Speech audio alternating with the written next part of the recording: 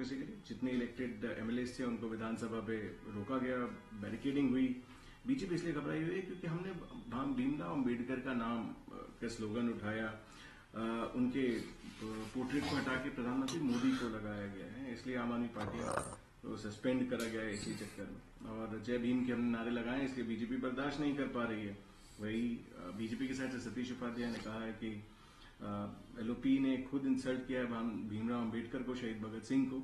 इस तरीके से उनके रिलेटेड जो पॉलिटिक्स इन्होंने करी है, बस एक डाइवर्ट करने की साजिश है। जिस तरीके से सीएजी की रिपोर्ट टेबल हुई है, आपका क्या पक्ष रहेगा सर, ये जो घटनाक्रम सामने आया है दिल्ली असेंबली? देखिए, डॉक्टर अंबेडकर के विचार से आम आदमी पार्टी, बीजेपी दोनों बराबर नफरत करते हैं, बल्कि आम आदमी पार्टी ज्यादा नफरत करती है। सवाल है विचार को कौन मानता है। आज एलओपी डेमोन्स्ट्रेशन कर रहे हैं, जय भीम का बात कर रही हैं, तो जब 22 प्रतिज्ञाओं इनके ही मंत्री ने जब केवल पढ़ा ही था राजेंद्र पाल गौतम जी ने, तो उनको मंत्रिमंडल से बर्खास्त कर दिया और दबाव डाल करके उनका इस्तीफा ले लिया। तो अंबेडकर से इनका क्या लेना देना। और 11-12 साल के अपने शासनकाल में कौन सा दलित का एम्पावरमेंट हुआ? कोई एक दलित नेता है इनके पास, कोई ओबीसी एक नेता है।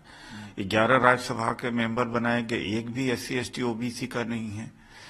तो एक तरह से देखा जाए तो अंबेडकर विरोधी आम आदमी पार्टी ज्यादा ही है। दिल्ली से देते हुए कहा है कि वो लॉ के हिसाब से हुआ है, और सीएजी की रिपोर्ट टेबल तो हुई है, डिस्कशन हो रहा था, और कल अगली सीएजी की रिपोर्ट टेबल हुई। कहा जा रहा है कि हेल्थ मॉडल, जिसके ऊपर कांग्रेस भी काफी हमलावर रही, मोहल्ला क्लिनिक से लेके बाकी स्कीम्स को लेके, इस तरीके से दिल्ली सरकार जो पिछली सरकार थी उनके एक्शंस को लेके, शायद इसके ऊपर अब एक सीएजी रिपोर्ट आएगी जिसको पहले टेबल नहीं किया गया था। देखिए, सीएजी रिपोर्ट इन्होंने डिले किया, दबाते रहे, हिम्मत नहीं थी कि टेबल करने का।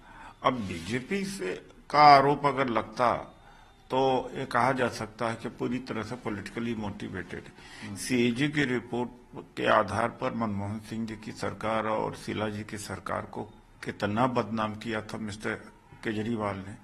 वही सीएजी की रिपोर्ट अब आप फेस नहीं कर पा रहे हो।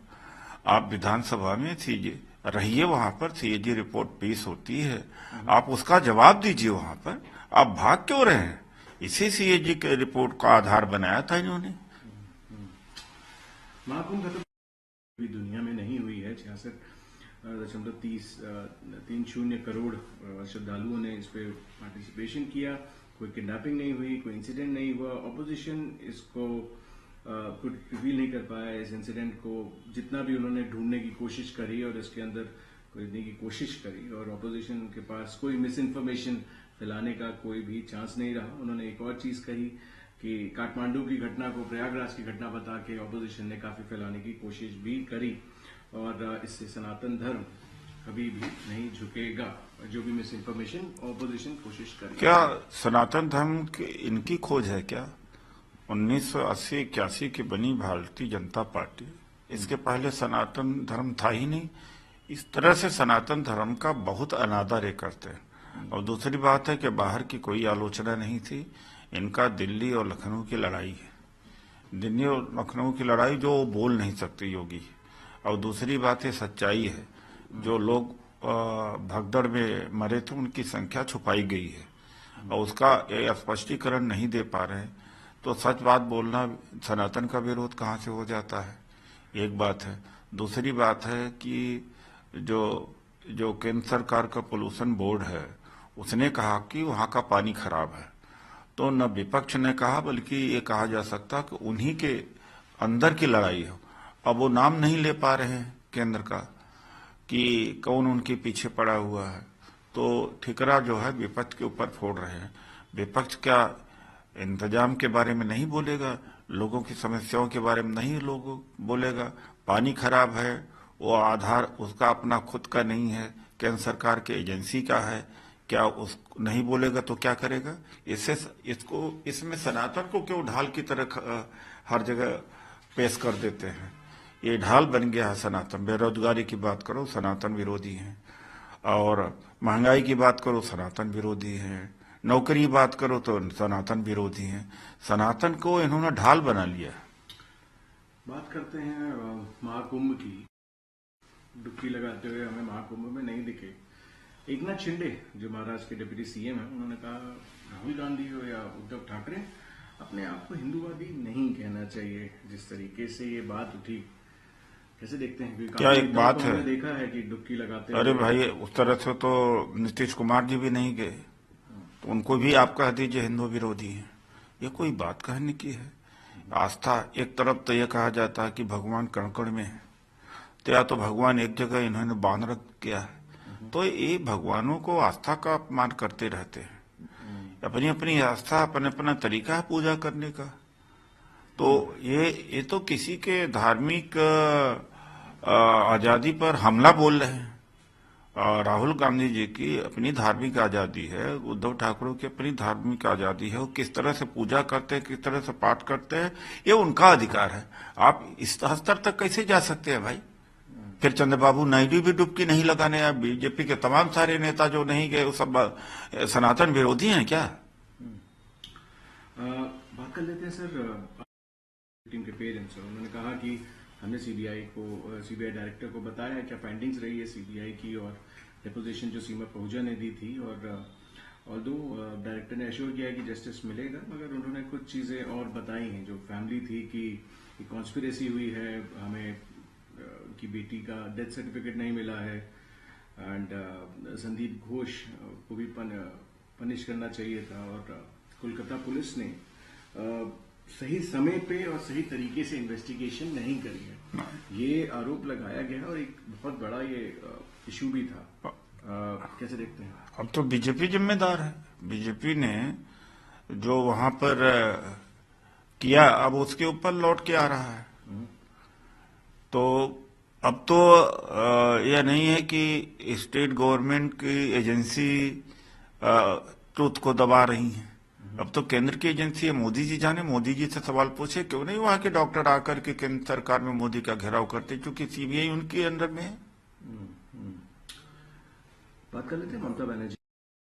बंगाल में उनके जो वोटर लिस्ट है उसको हटाया जाने की जो बात है उसको उठाया है, क्योंकि जो बाकी जगह चुनाव हुए थे, हरियाणा में, गुजरात में और अब दिल्ली में भी, उस चीज के बारे में ध्यान देने की जरूरत है। बीजेपी महाराष्ट्र, हरियाणा, दिल्ली में तो जीती है उस तरीके से, मगर लोगों के पास ये रिस्पॉन्सिबिलिटी अब बीजेपी को भी हराना है और फिर से टीएमसी को बंगाल में जिताना है। जिस तरीके से वोटर डिलीशन की जो बात थी, एडिशन की और डिलीशन की बात थी, आप इस मुद्दे को कैसे देखते हैं? क्योंकि चुनाव का परिणाम इससे कहीं ना कहीं इम्पैक्ट कर रहे हैं। आरोप भी कांग्रेस ने बहुत लगाए हैं। नहीं, कांग्रेस ने ही लगाए, सीपी ने भी किया और शरद पवार ने भी किया और दलों ने किया, कांग्रेस ने किया। मायावती जी ने ममता जी ने साथ नहीं दिया, लेकिन एक बार उनको भुगतना पड़ेगा। और इस समय साथ देना चाहिए था। जब राहुल जी ने सवाल को उठाया था महाराष्ट्र के चुनाव में कि लोकसभा और विधानसभा के अंतराले 39 लाख वोट कैसे जोड़े गए और कहां से जोड़े गए। अब जब जोड़े गए तो उनका डिटेल दिया जाना चाहिए। इलेक्शन कमीशन डिटेल नहीं दे पाया।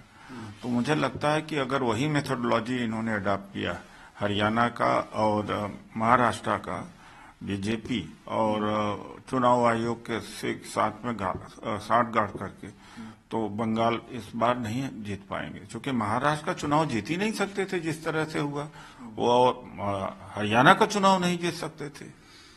अगले प्रश्न पे आते हैं। जिस तरीके से अब जेडीयू का कोई भी कैंडिडेट अब नहीं जीतना चाहिए, क्योंकि नीतीश कुमार एक ट्रेंड बना दिया है कि 5 से 10 कैंडिडेट उनकी पार्टी के आते हैं, उसके बाद वो सरकार में कोalition में आते हैं। क्योंकि अब नीतीश कुमार फिजिकली तो थक चुके हैं, मेंटली रिटायर कर चुके हैं, और बीजेपी को अभी भी बैक कर रही है। मतलब बीजेपी पावर गवर्नमेंट में रहना चाहती है, क्योंकि अभी जो कुछ मंत्री पद की शपथ ली गई, इससे ये है कि आगे जाके लूट और बढ़ेगी जनता की। नहीं, चुनाव भी है। हालांकि मुझे जवाब नहीं देना चाहिए, पता नहीं मीडिया क्यों इतना हाइप करता है। प्रशांत किशोर की बात कर रहे हैं, कौन सा इनका ये बड़े नेता हो गए हैं, 1400-1500 वोट आए हैं।